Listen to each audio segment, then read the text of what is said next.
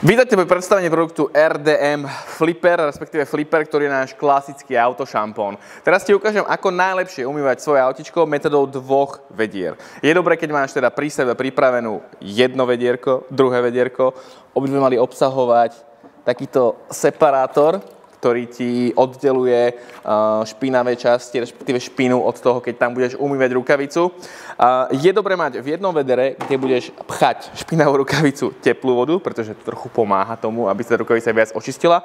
No a druhé vedro separátne, samozrejme so šampónom.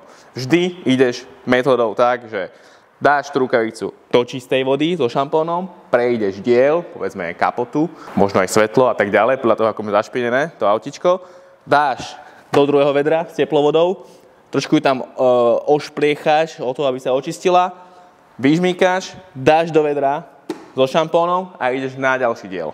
Toto je celý kľúč k tomu, aby si to auto čo najdetálnejšie prešiel a robil pohyby nie ako by si leštil, ale také skôr priame, samozrejme, aby si ten lak nezničil ešte pri tom umývaní.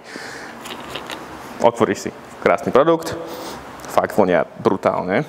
Dáš si tam pár dielikov z vrchnáčika, prípadne odléš podľa oka. Je to skvelý šampónik, ktorý ti vytvorí hustú penu, bude sa s ním dobre pracovať, krásne tým auto získa takú ten svoj šmrnc a keď je lesklé, tak je nadobudne potom, keď ho umieš, veľmi dobrý lesk. Potom, keď si šampón dal do vedra, je ho nutné samozrejme premiešať. Buď to urobíš ručne, rukavicou, ale my si pomôžeme tlakovým čističom.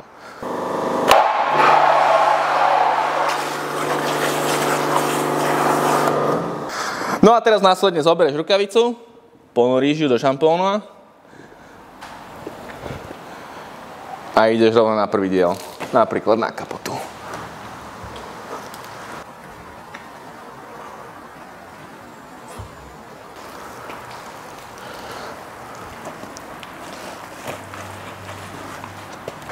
Potom, čo si prešiel nejaké panely,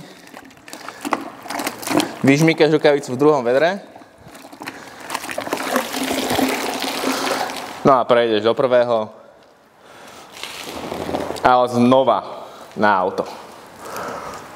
Potom, čo si umieš celé auto, prejdeš ešte následne tlakovým čističom, celý šampón dáš dole, no a máš hotovo.